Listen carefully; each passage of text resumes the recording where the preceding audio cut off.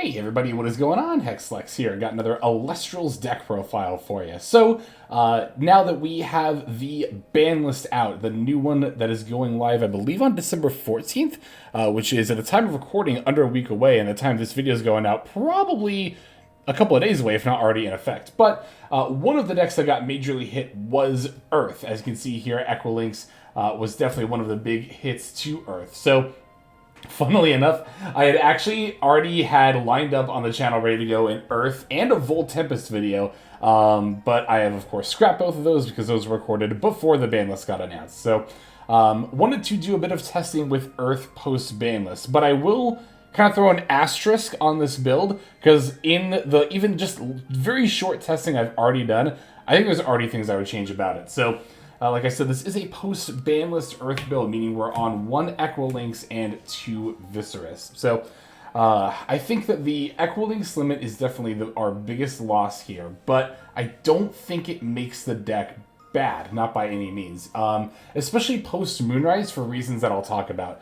But 2 Viscerus, I think, is, like, not that much different than 3 at all, because a lot of the time, your opponent's going to try to out the first Vis anyway, and even if the first Vis goes through, even when the card was at 3, all you really needed was to summon the second copy, and then it was like pretty game ending off that alone. I think the main bit of difference this will make is if they do out your first Viscerus, then your second one becomes a, not as good of a top deck. Pot of Avarice in Alestral's Wen, as Queso so very well put it earlier when we were playing. But yeah, no, I think that these hits do matter, but do not kill the deck by any means. And in fact, I think this deck is still quite good.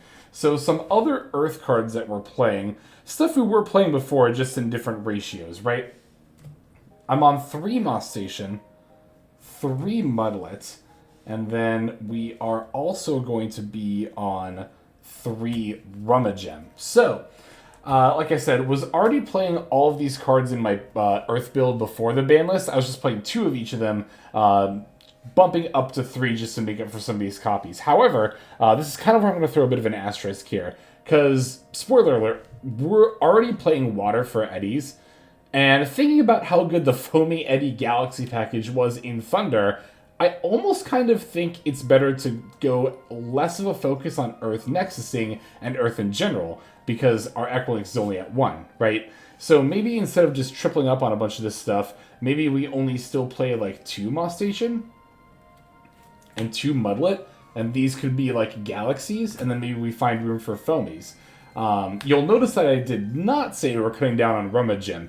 So Rummagem, if you're not familiar with it, it is pretty standard in Earth nowadays, but wasn't always, is a 2/3/1 Earth Spirit Alestral that, when normal cast, can search your deck for an Alestral with 1 Earth Spirit and add it to your hand. So this is obviously going to be much more important moving forward for being able to search Equilinx, and of course Viscerus as well, but mainly Equilinx now that this card is limited.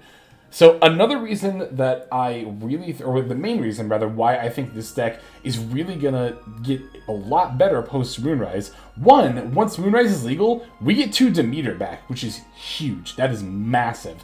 I'll talk about that when we get more to that section of the video, or of the deck rather. But furthermore, Moonrise has the Earth spell No Stone Unturned, which for 2 Earth Spirits adds any Golem Alestral from your deck to your hand. And guess what? Rummagem, might be hard to see on the Spirit typing, is in fact a Golem. Or on the Alestral typing rather, but is a Golem Alestral, meaning you can No Stone Unturned, add Rummagem, cast Rummagem, and then add an Equilinx to your hand, making Equilinx effectively searchable by a rune as well. So that is like the main reason why I think, again, especially post-Moonrise, this limit, it's still going to matter, don't get me wrong, but it's not going to matter quite as much as other limits to other decks might matter. But yeah, I think we definitely go down to 2 of each of these once Moonrise comes out. But I think even before then, it's probably also correct. And then the last kind of random Earth dude we're on is Verdalith. Verdalith's one of those cards that, like, in my experience in Earth, this is, like, not only is it always in the sideboard anyway, but, like, when it comes to cards you want to play in this deck, Verdalith is, like, maybe like 45th-ish card I would put in an Earth deck. Meaning, if Elestral's decks were 45 cards, I think I would always be playing Verdalith. But they're only 40, so I think that Verdalith is one of those things that gets cut pretty easily. But it is still quite a good card, and, again, with these limits, we do have the room. So I decided to test it out a little bit in this build here. So those are all of the Earth Elestrals that we're on. For other Elestrals that are not necessarily Earth, we are in fact still playing Alachik, the one that we're allowed to, as well as, of course, 3 copies of Astrabbit for Thunder. I said it before in the ban list, reveal video, or not reveal, but when we discussed it in that video, I'll say it again. As long as Astrabbit's at 3, it's never a stretch to play Alachik. Like, you would already consider playing 3 Thunder just for, 3 Astrabbit anyway, for re-enchanting purposes, right? And I think for that reason, even off those 3 Thunders that you would already play for Astrabbit, you can just throw in the Alachik and it's completely fine. Yeah, Rabbit hit when? Can we please hit Rabbit? And then, as I mentioned before, we are playing Eddies as well. 2 copies of those. And again, I think it might even be correct just to play the expanded water package in this deck as well.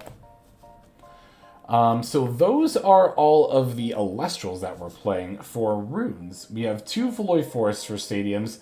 I don't think this is correct. I think that I would definitely cut a Valoy Forest to go into an extended water package. I definitely don't think that 1 is bad, though. I don't think 2 is horrible, though, at the same time. If you're going to be playing a more heavy focused Earth deck like I am here, then I think even with Echolinks at 1, the 2 Forests makes sense, because it's still a good stadium counter. The buff is still relevant for a lot of your bodies, and you do still want Nexus Banks, even though Echolinks is at 1. It is still searchable off of the Rummagem, so it's not like you're never going to see it, right? For Divines, we have, of course, 1 Demeter, because she's at 1. And I'm also playing a Zeus. So, here's the thing, right? I was thinking about this, of course, 1 Alachik, 1 Demeter is pretty obvious, because that's, stuff you'd play in Earth already anyway.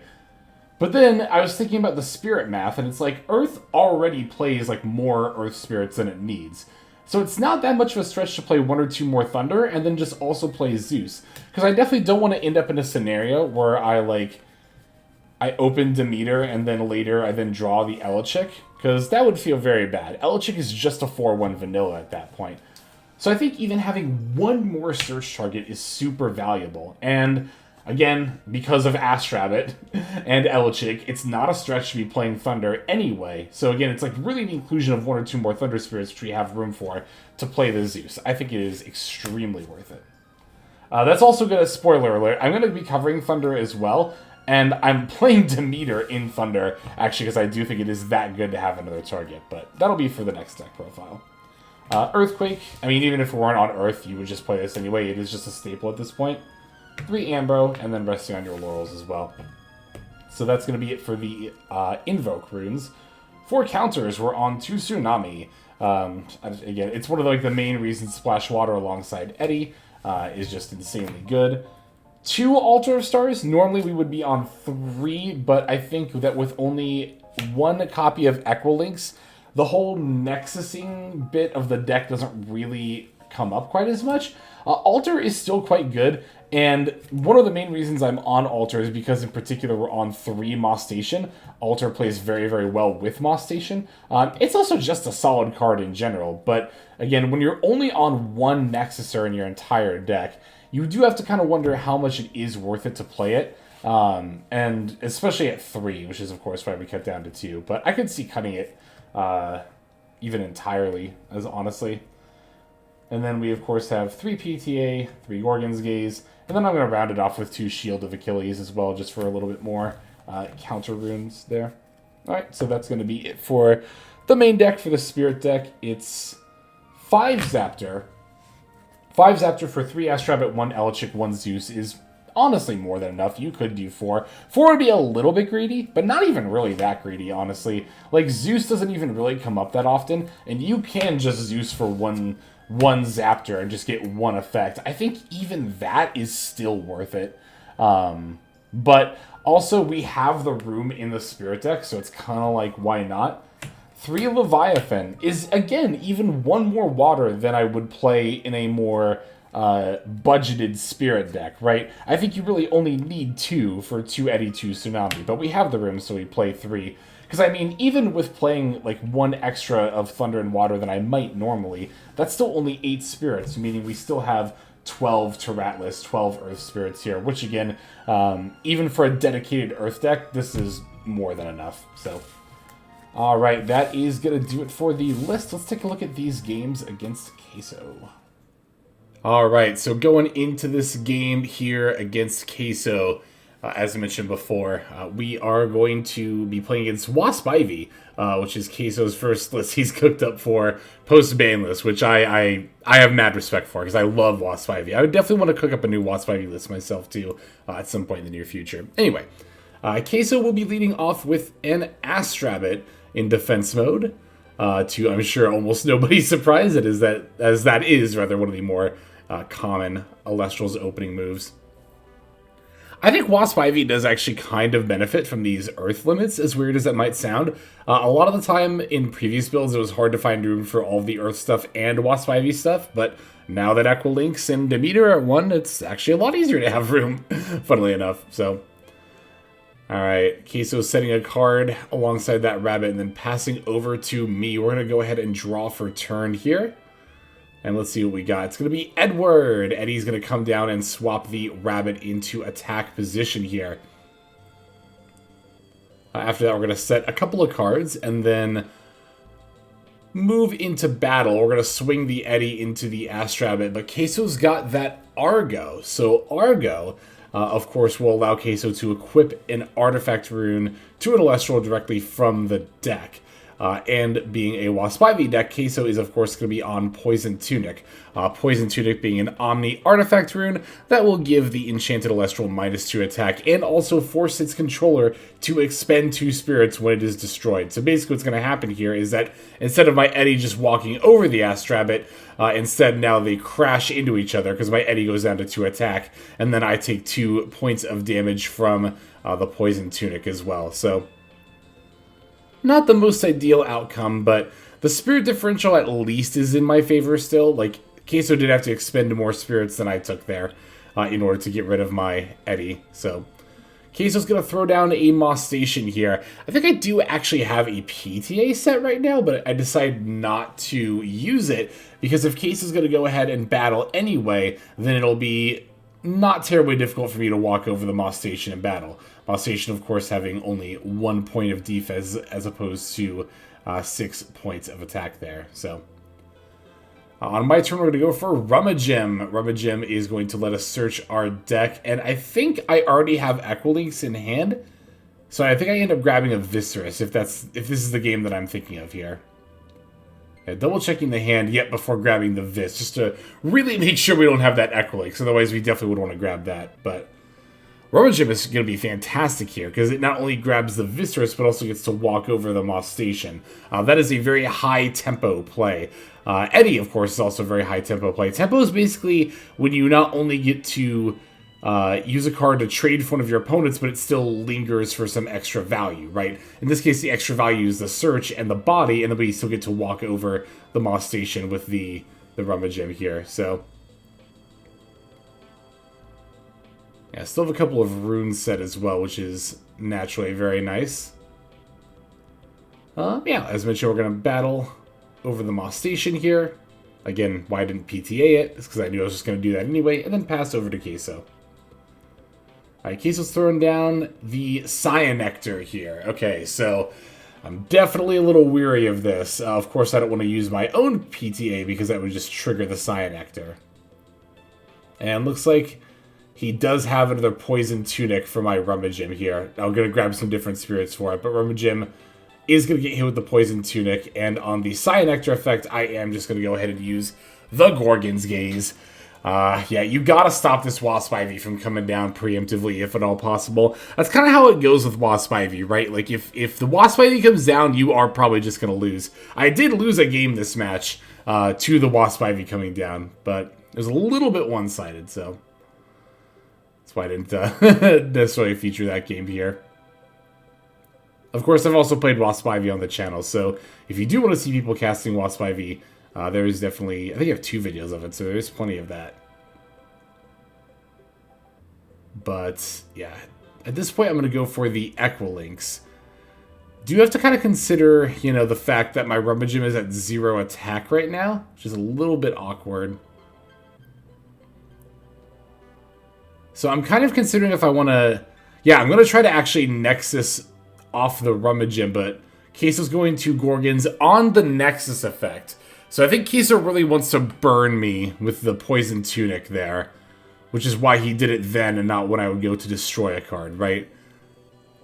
I'm going to cast the Phaloi Forest anyway, although this was a little bit of a misplay. I didn't have to do this right now, because I just totally blanked on the fact that the Equilinx couldn't attack. I thought I was going to get to battle in with the Rummagem.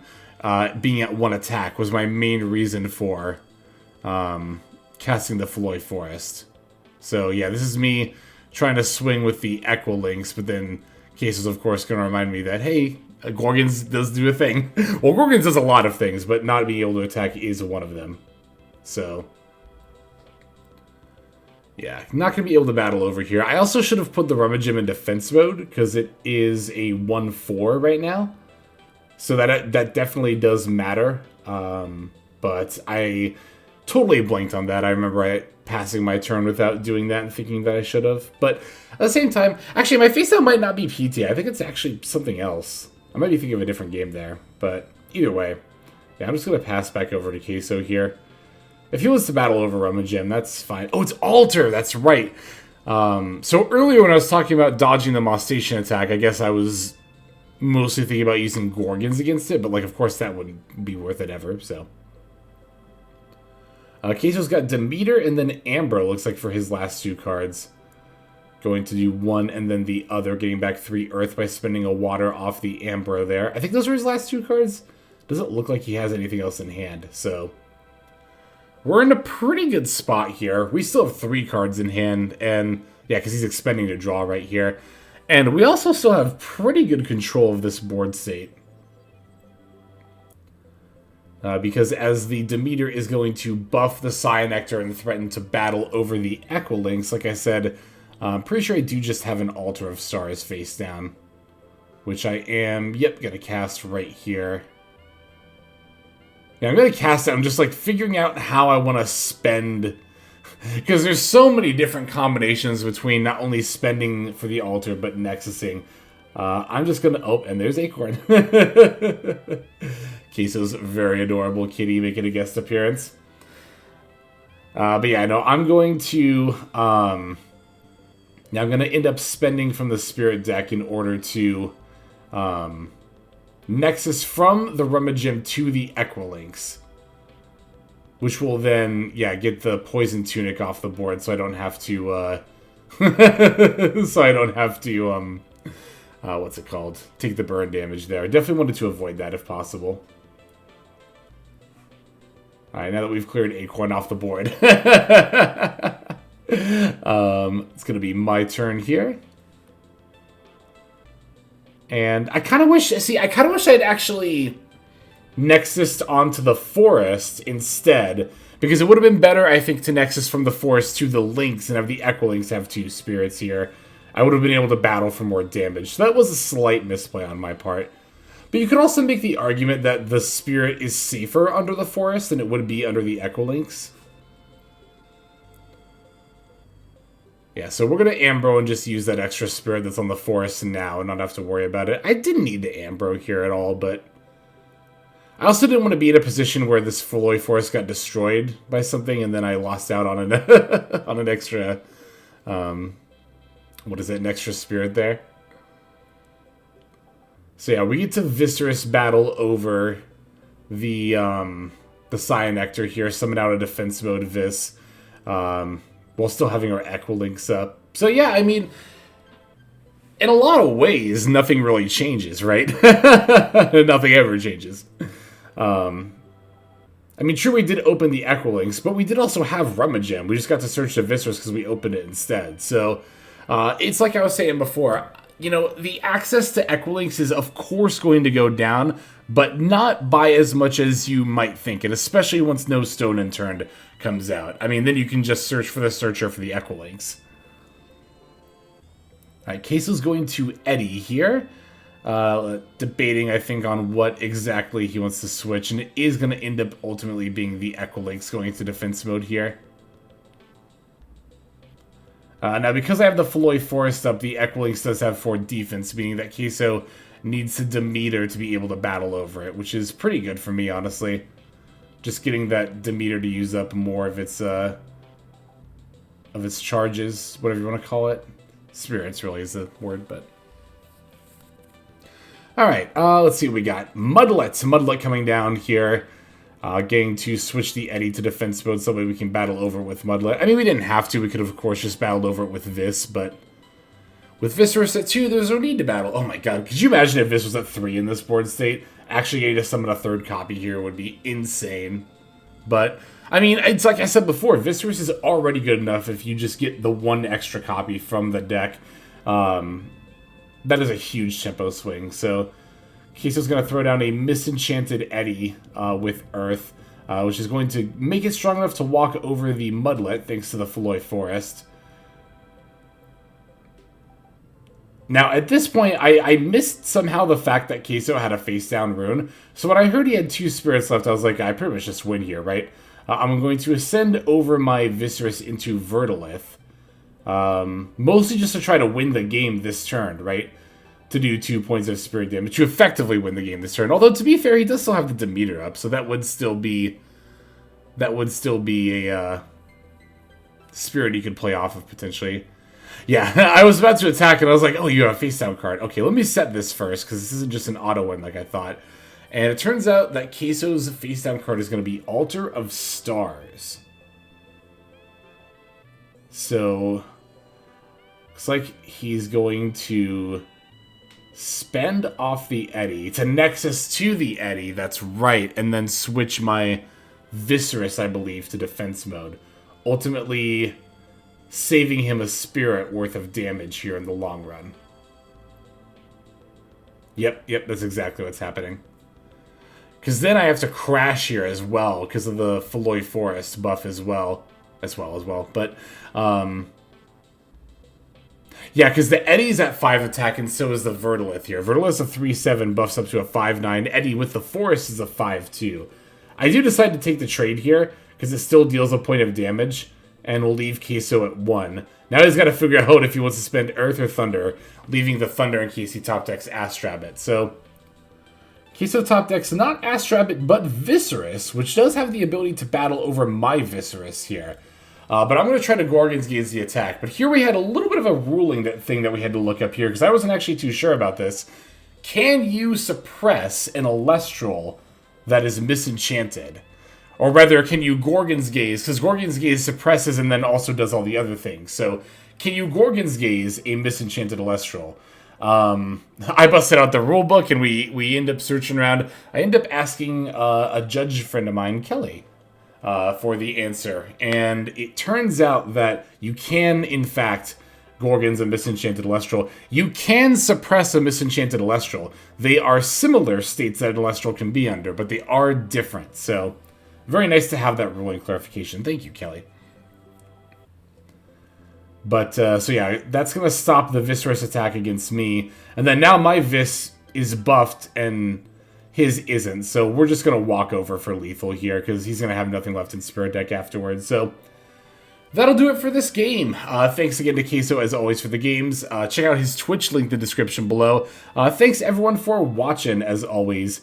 Look forward to more post-banlist deck profiles coming out. But for now, this is Hexlex. I am signing out, and also hoping that you have a fantastic day.